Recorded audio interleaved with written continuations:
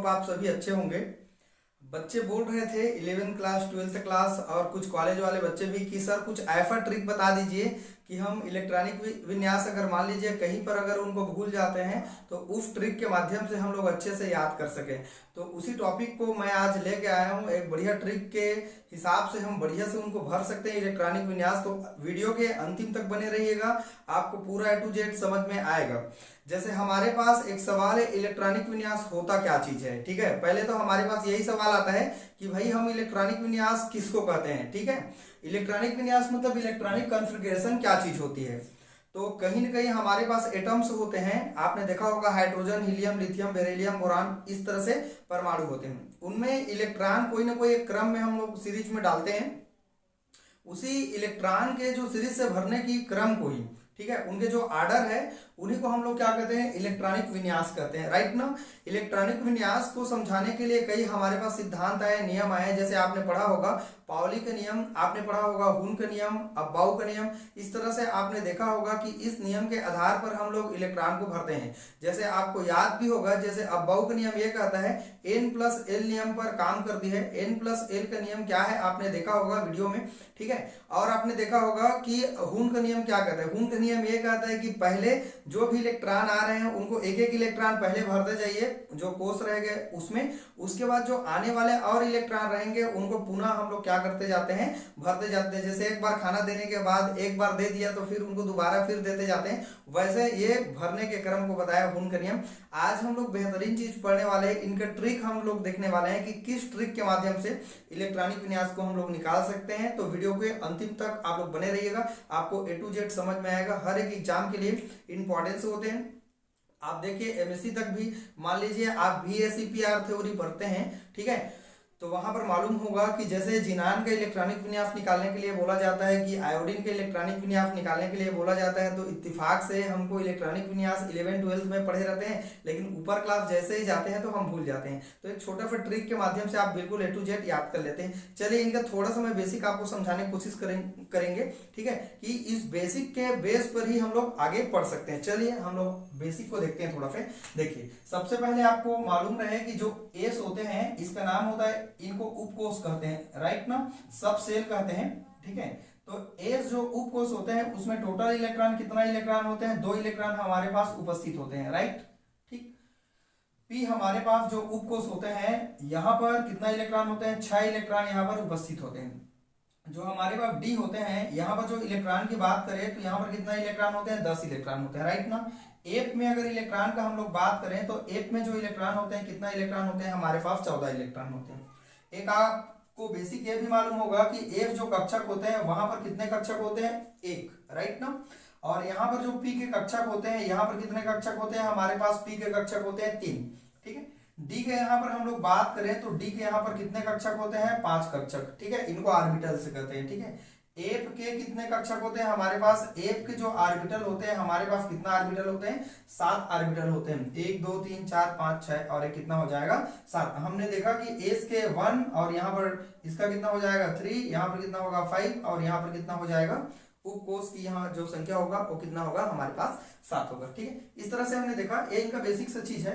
अब हमको एक बात भी मालूम रहे कि कहाँ पर जो इलेक्ट्रॉन भरते हैं तो ज्यादा स्टेबल होते हैं, क्योंकि लोग बोलते हैं कि एक क्रोमियम है ना, और ये हमारे पास मान लीजिए कॉपर है, इसका होता है 29 होता है इलेक्ट्रॉनिक विन्यास और इनका कितना होता है, हमारे पास 24 होता है। ठीक है, ये दोनों को बोला जाता है एक्सेप्शन बोला जाता है। एक्सेप्शन का मतलब बोला जाता है, इनको अपवाद बोला जाता है। ठीक है, ये कैसे अपवाद है, किस तरह से ये दोनों अपवाद होते हैं आप देखेंगे। तो आपको पहले ये नॉलेज होना चाहिए कि भाई कौन सा जो इलेक्ट्रॉन होगा वो ज्यादा स्टेबल होगा। देखिए जब हमारे पास हाफ इलेक्ट्रॉन भरा हो, राइट ना, हाफ इलेक्ट्रॉन कहने का मतलब देखिए ये पूरा भरा हुआ इलेक्ट्रॉन है, पूरा भरा हुआ कहने का मतलब यहाँ पर 2 है तो पूरा भरा हुआ इलेक्ट्रॉन है मतलब फुल है। राइट ना, और यहाँ पर 6 है तो यहाँ पर भी ये क्या है, फुल है। यहाँ पर डी में 10 है तो यहाँ पर भी ये क्या हो जाएगा, फुल इलेक्ट्रॉन भरा हुआ होगा। राइट ना। एफ में अगर बात करें तो ये भी क्या होगा, हमारे पास फुल भरा हुआ ऑर्बिटल होगा, मतलब फुल फिल्ड ऑर्बिटल के नाम से इनको हम लोग जानते हैं। अगर हम लोग हाफ का बात करें तो यहाँ पर हाफ का बात करें तो 2 का आधा कितना हो जाएगा, हमारे पास 1 हो जाएगा, राइट ना। तो यहाँ आधा इलेक्ट्रॉन जो भरा हुआ होगा, इस तरह से 2 का आधा कितना हो जाएगा, 1 हो जाएगा। यहाँ पर पी में कितना होता है, 6 इलेक्ट्रॉन होता है, इनका आधा का हम लोग बात करें, हाफ ऑर्बिटल का बात करें तो यहाँ पर कितना हो जाएगा, 1 हो जाएगा, नीचे वाले में 3 हो जाएगा, इसका आधा कितना हो जाएगा, हमारे पास 5 हो जाएगा, और इसका आधा कितना हो जाएगा, हमारे पास कितना हो जाएगा, 7 हो जाएगा। इस तरह से आपने देखा।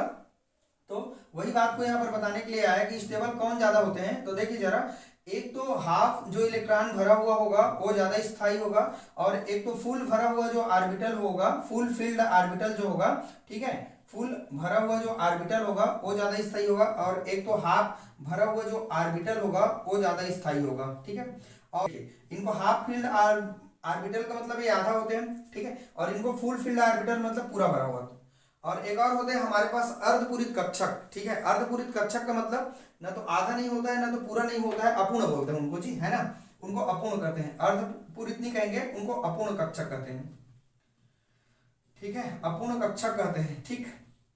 अपूर्ण कक्षक कहने का मतलब क्या है, ना तो हमारे पास 2 नहीं रहेगा, ना तो 6 नहीं, ना तो 10 नहीं, ना तो 14 नहीं, ना 1, 3, 5 और 7 नहीं होगा, बल्कि उनके बीच का होगा। जैसे आप देख पा रहे होंगे यहाँ एक में जो इलेक्ट्रॉन है इनके बीच में 1 हो सकता है, 2 हो सकता है, 3, 4, 5, 6, 7, 8 इलेक्ट्रॉन भर सकते हैं, 9, 10, 11, 12 ऐसे करके भर सकते हैं। तो यहाँ पर मान लीजिए ये 7 इसको छोड़ करके और जो 14 इलेक्ट्रॉन रहेंगे उनको छोड़ करके यहाँ जितना और इलेक्ट्रॉन बीच में जो रहेगा उन्हीं को हम लोग क्या कहते हैं, अपूर्ण भरा हुआ कक्षक कहते हैं, राइट ना। तो आई होप ये चीज आपको समझ में आया होगा, किनको पूरा भरा हुआ कक्षक कहते हैं और किनको आधा भरा हुआ कक्षक कहते हैं, ठीक है।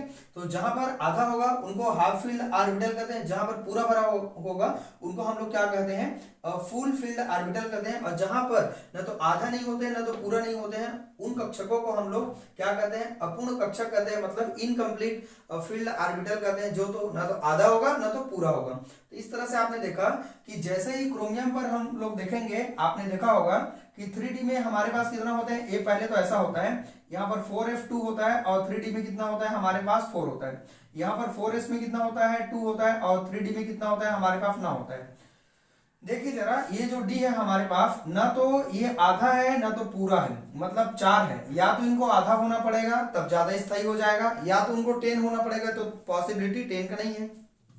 यहाँ पर देखिए डी में यहाँ पर 9 है, ना तो ये आधा है ना तो पूरा है। अगर कुछ ऐसा कर देंगे कि एक इलेक्ट्रॉन यहाँ का उत्तेजित करके, एक्साइटेड करके यहाँ इसको 10 कर दें, तो ये पूरा भरा हुआ कक्षक होगा, पूरा भरा हुआ ऑर्बिटल, मतलब ये फुल फील्ड ऑर्बिटल ज्यादा क्या होता है, स्थायी होता है, राइट ना।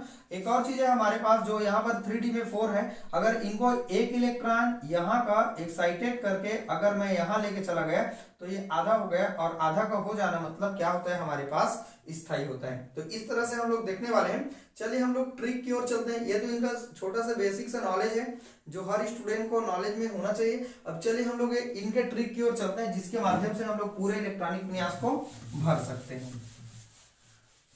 चलिए हम लोग देखने वाले हैं कि किस तरह से हम लोग इस ट्रिक के माध्यम से इलेक्ट्रॉनिक विन्यास को 1 मिनट में याद कर सकते हैं। छोटी सी बात याद करना है, ठीक है। आपने पढ़ा होगा एस मतलब स्कूल समझ लीजिए, ठीक है, आप समझ लीजिए एस मतलब स्कूल, ठीक है। पी मतलब आप समझ लीजिए पब्लिक, क्या समझ लीजिए, पब्लिक, ठीक है। और डी फॉर आप समझ लीजिए दिल्ली, ठीक है, ये डी फॉर समझ लीजिए दिल्ली। ए फॉर समझ लीजिए फाड़ू। बस इतना चीज आपको याद कर लेनी है बस, ठीक है। तो देखिए मैं ट्रिक लिखना स्टार्ट करता हूं, आप ध्यान से देखिएगा और इनको नोट डाउन भी करते जाइएगा, आप आसानी से निकाल सकते हैं। देखिए स्कूल लिखिएगा, स्कूल, ठीक है, स्कूल स्कूल, ठीक, पब्लिक स्कूल, और यहां पर एक बार और रिपीट कर दीजिएगा वर्ड को, पब्लिक स्कूल, ठीक, school school, public school, public school, Delhi public school, यहां पर लिखिएगा दिल्ली पब्लिक स्कूल। आसानी से कर सकते हैं, इतना को एक बार बोलना, इतना को एक बार बोलना, मतलब 2 बार रिपीट हुआ है, राइट ना। एक और है फाड़ू दिल्ली पब्लिक स्कूल, ठीक है, और यहां पर हो जाएगा फाड़ू दिल्ली पब्लिक, और ये हो जाएगा हमारे पास स्कूल। इस तरह से आपने देखा, बस इसी बात को याद कर लेना है, इतना में आप आसानी से 90-100 तक इलेक्ट्रॉनिक विन्यास निकाल सकते हैं, ठीक है। ये देखिए स्कूल स्कूल, ठीक है, public school public school, Delhi public school Delhi public school, फाड़ू दिल्ली पब्लिक स्कूल, फाड़ू दिल्ली एफ रहेगा यहाँ ना, एफ रहेगा, ठीक है, ये हो जाएगा एफ, ठीक। फाड़ू दिल्ली पब्लिक स्कूल, फाड़ू दिल्ली पब्लिक स्कूल, बस इतना सा ट्रिक आपको याद करना है, बाकी पूरा याद होगा। आप 2 बार रिपीट करिएगा, बड़े मजेदार है और आपको इंटरेस्ट भी आएगा इलेक्ट्रॉनिक विन्यास कैसे निकालेंगे। देखो, school school public school, public school Delhi public school, Delhi public school, फाड़ू दिल्ली पब्लिक स्कूल, फाड़ू Delhi public school. Delhi public school को फाड़ा नहीं है भाई, फाड़ देंगे क्या, नहीं फाड़ेंगे, ठीक है। अब देखिए, आपको गिनती मार लेना है, यहाँ जितना एस दिख रहा है उनको क्रम से हमको लिख लेना है, क्योंकि आपको मालूम रहे कि जो एफ स्टार्ट होता है 1 से स्टार्ट होता है, और जो पी स्टार्ट होता है वो 2 से स्टार्ट होता है, ठीक है, और जो डी स्टार्ट होता है वो 3 से स्टार्ट होता है, और 4 जो एफ है वो कहां से स्टार्ट होता है, 4 से, राइट ना। चलिए गिनती करते हैं। 1, यहाँ एफ का संख्या 2, एस हो जाएगा 3, यहां पर दिख गया एक एस बार है ना, ये 4 बार हो गया एस, यहाँ कहाँ है एस, ये 5 होगा, और यहाँ पर एस हो जाएगा हमारे पास 6 बार, यहाँ पर कितना हो जाएगा एस 7 बार, और एक लास्ट में है मेरे पास 8 बार। बस आपको एस को गिनती मार लेनी है, कुछ नहीं कर रही है। अब पी को गिनती मारिए, पी 1 पी से कभी स्टार्ट नहीं होता है, ठीक है, ये 2 पी से स्टार्ट होता है, तो यहाँ पर गिनती मारेंगे तो यहाँ हो जाएगा 2p, यहाँ पर हो जाएगा हमारे पास 3p, और p कहाँ है, यहाँ पर p की संख्या हो जाएगा 4, यहाँ पर हो जाएगा ये 5, और यहाँ पर हो जाएगा 6, और यहाँ पर हो जाएगा हमारे पास 7p हो जाएगा, राइट ना। और देखिए जरा, d कहाँ से स्टार्ट होता है, मैंने यहाँ लिख दिया d स्टार्ट होता है 3 से, तो यहाँ पर हम लोग लिखेंगे 3d, यहाँ पर लिखेंगे 4d, और यहाँ पर लिख लेंगे 5d, और यहाँ पर लिख लेंगे हम लोग कितना d, 6d। एफ स्टार्ट होता है स्टूडेंट कितना से स्टार्ट होता है, 4 से, राइट ना, तो यहाँ पर मैंने लिखा 4f, यहाँ पर मैंने लिखा 5f, ठीक है, इस तरह से पूरा इनको नंबर मिल गया, और यही हमारा क्रम है। देखो 1 इस, अब इस क्रम को चलिए बढ़ते हुए क्रम में हम लोग लिखेंगे, कैसे लिख सकते हैं, और इसी को उठा लीजिएगा, इलेक्ट्रॉनिक विन्यास आसानी से भर सकते हैं। चलिए देखिए, यहां मैंने लिखा 1s, ठीक, उसके आगे में मिला 2s, उनके आगे में मिला 2p, ठीक है, उसके आगे में मिला 3s, उसके आगे में मिला कौन 3p, और उसके आगे में और मिल रहा है 4s, ठीक, उसके आगे में 3d, आगे 4p, आगे 5s, आगे 4d, आगे में 5p है, आगे में 6s है, फिर आगे आप जान गए 4f, ठीक, फिर आगे 5d, फिर आगे में हो जाएगा आपका 6p, ठीक, आगे हो जाएगा 7s, आगे हो जाएगा 5f, आगे हो जाएगा 6d, फिर आगे हो जाएगा 7p, और फिर आगे में हो जाएगा 8s। कैसा लगा ये ट्रिक, आप बताइए मुझे। आपको इतना बेहतरीन ढंग से मैंने इसका ट्रिक बता दिया कि हम पूरे इलेक्ट्रॉनिक विन्यास रटते रह जाते हैं। 11th 12th क्लास कॉलेज में भी 1s 2s 2p, फिर सोचते हैं 3p 4f, क्या आएगा भाई, ठीक है। तो कहीं पर जाइएगा पेपर में, इस तरह के ट्रिक का आप थोड़ा सा लिख करके उस इलेक्ट्रॉनिक विन्यास को अच्छे से कंसिडर कर सकते हैं, याद कर सकते हैं, राइट ना। तो इस तरह से हम देखते हैं कि बताइए एस में कितना भर सकते हैं 2, ठीक है, एस में कितना भर सकते हैं 2, पी में कितना भर सकते हैं 6, एस में कितना भर सकते हैं अधिकतम 2, पी में कितना भर सकते हैं फिर 6, एस में कितना भर सकते हैं 2, डी में कितना भर सकते हैं 10, और पी में कितना भर सकते हैं फिर बताइए 6, एस में कितना भर सकते हैं 2, इसमें डी में कितना भर सकते हैं 10, राइट ना। यहाँ पर एस में पी में कितना भर सकते हैं 6, यहाँ पर कितना भर सकते हैं, और यहाँ पर 14, यहाँ पर 10, और यहाँ पर कितना 6 भर सकते हैं, राइट ना। अच्छा, ये मैंने 6 लिख डाला, यहाँ पर 10 रहेगा, ठीक है। अब यहाँ पर कितना भर सकते हैं 2, यहाँ पर कितना भर सकते हैं अधिकतम 14, यहाँ पर कितना भर सकते हैं 10, यहाँ पर कितना भर सकते हैं 6, यहाँ पर कितना भर सकते हैं 2। फ्रेंड, इस तरह से हमने देखा कि इस तरह से इलेक्ट्रॉनिक विन्यास का क्रम होता है, जो आसानी से सिंपल वे में हम लोग समझ सकते हैं कि इस तरह से इलेक्ट्रॉनिक विन्यास को हम लोग भर सकते हैं। जैसे कि कुछ परमाणु है जिनका इलेक्ट्रॉनिक विन्यास हम लोग भरना देखेंगे, चलिए हम लोग देखेंगे इसके इलेक्ट्रॉनिक विन्यास किस तरीके से हम लोग क्या कर सकते हैं। चलिए इनको मैं क्लीन कर रहा हूं, आप नोट डाउन कर सकते हैं, स्क्रीनशॉट भी ले लीजिए, कॉपी में जरूर नोट डाउन करिएगा, इनको 1-2 बार प्रैक्टिस करिएगा, याद हो जाएगा। चलिए आगे हम लोग कुछ इलेक्ट्रॉनिक विन्यास भर के देखते हैं, कैसे हम लोग इलेक्ट्रॉनिक विन्यास भरना सीखते हैं। जैसे मान लीजिए मेरे पास कार्बन है, कार्बन का एटॉमिक नंबर कितना होता है 6 होता है, राइट ना।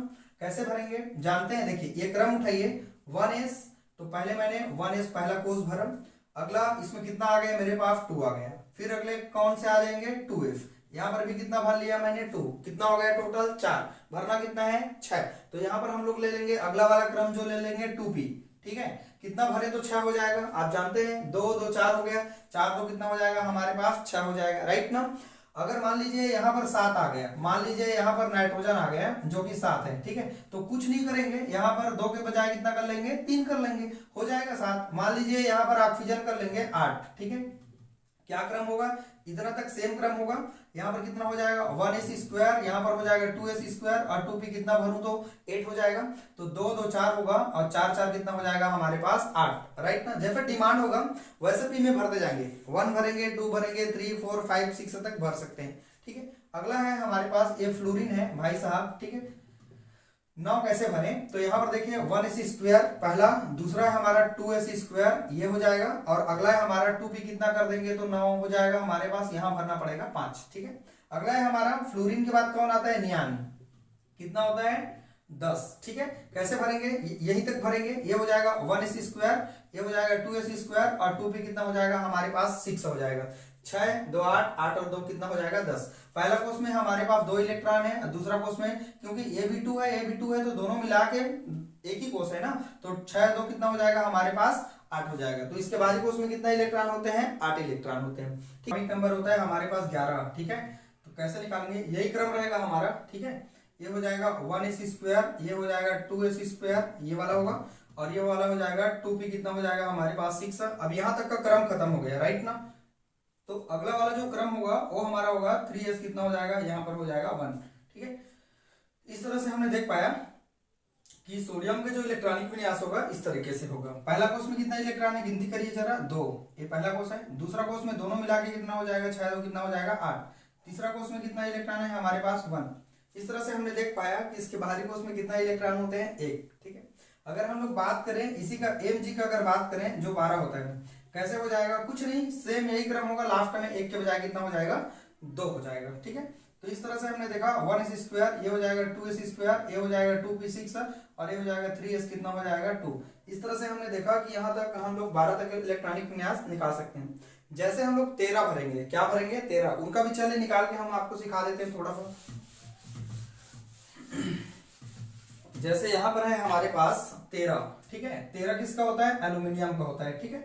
एटॉमिक नंबर 13 होता है, क्रम हमारा यही होगा 1s², 2s², 1s², 2s कितना हो जाएगा स्क्वायर और 2p कितना हो जाएगा हमारे पास 6 हो जाएगा, और 3s में कितना हो जाएगा हमारे पास कितना हो जाएगा 2 हो जाएगा, राइट ना। 3s में कितना हो जाएगा 2, टोटल मिला के गिनिए जरा कितना हुआ, 2 2 4 6 4 10 10 और 2 कितना हो जाएगा 12। अब हमको 13 भरना है ना, तो यहाँ तक का क्रम हमारा खत्म हो गया। 13 भरने के लिए क्या करेंगे हम लोग, 3p में कितना हम लोग भर लेंगे 1 भर लेंगे, ये 13 होगा।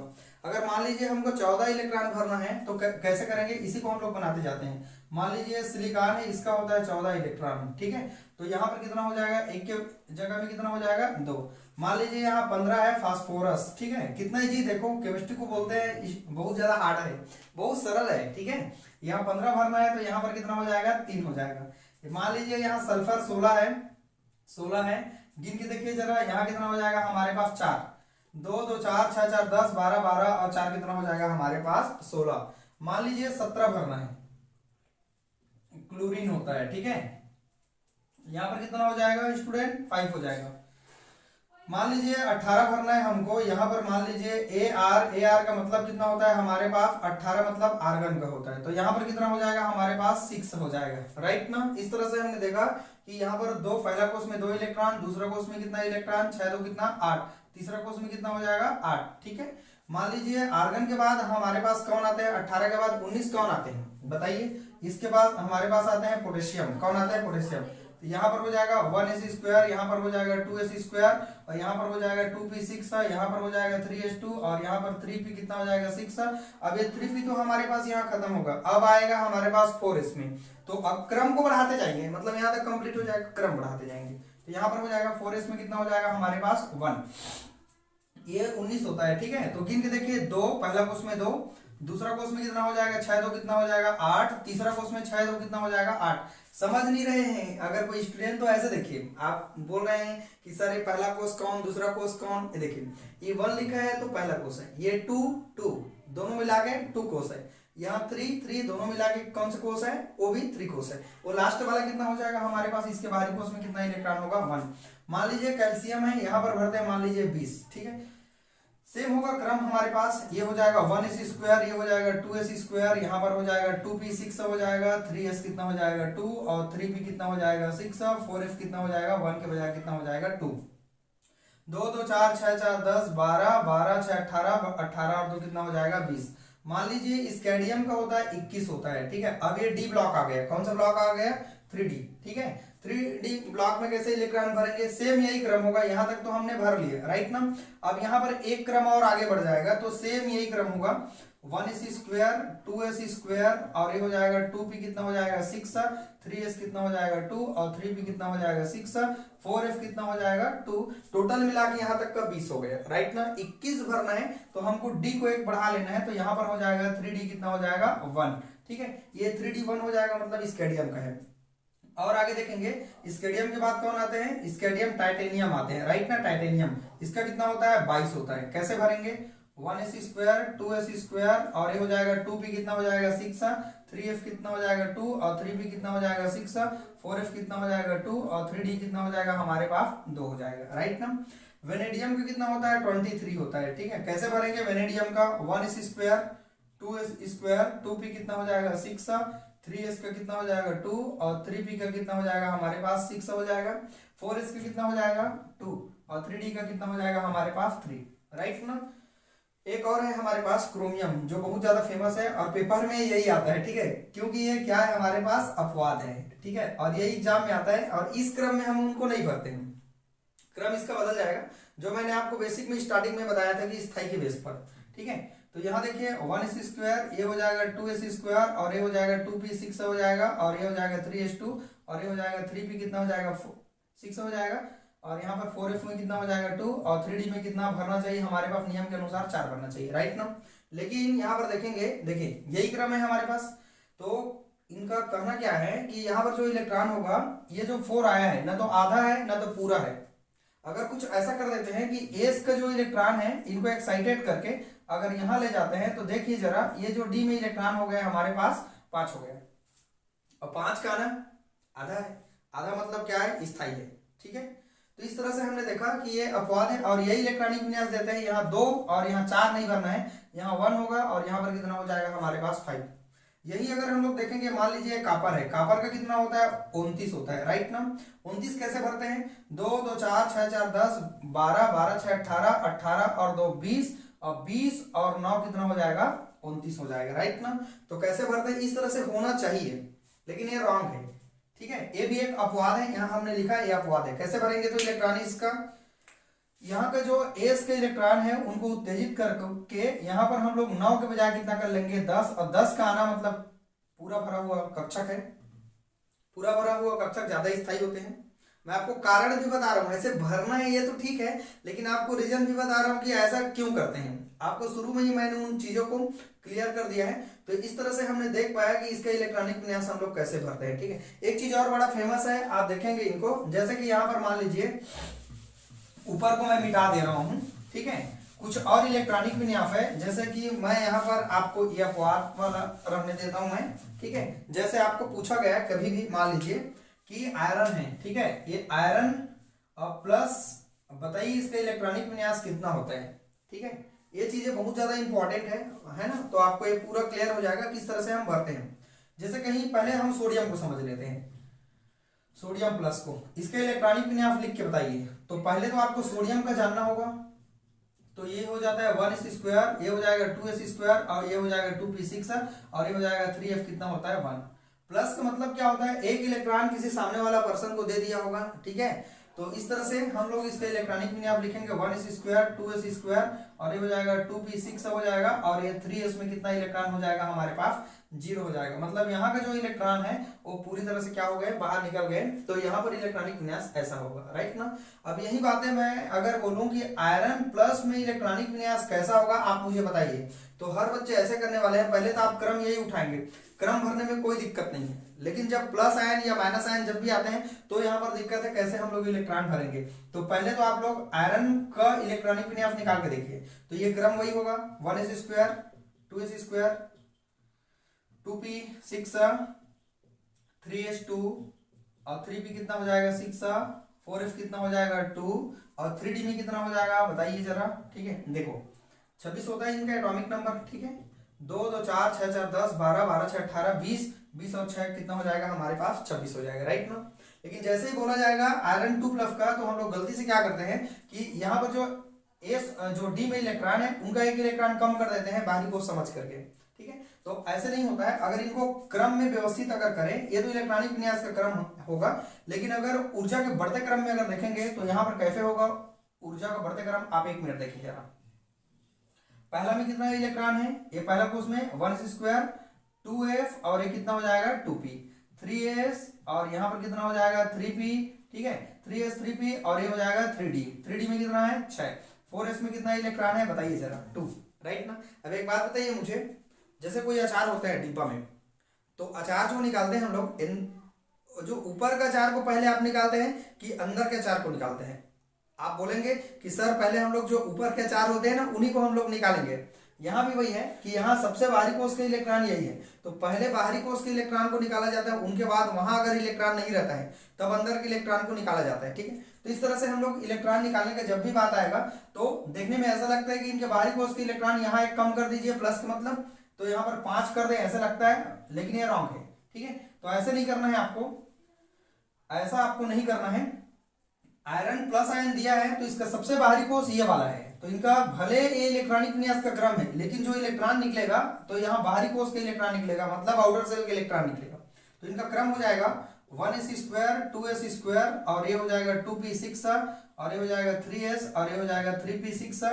4f कितना हो जाना चाहिए हमारे पास 1 और 3d में कितना हो जाएगा हमारे पास 6 इलेक्ट्रॉन, राइट ना।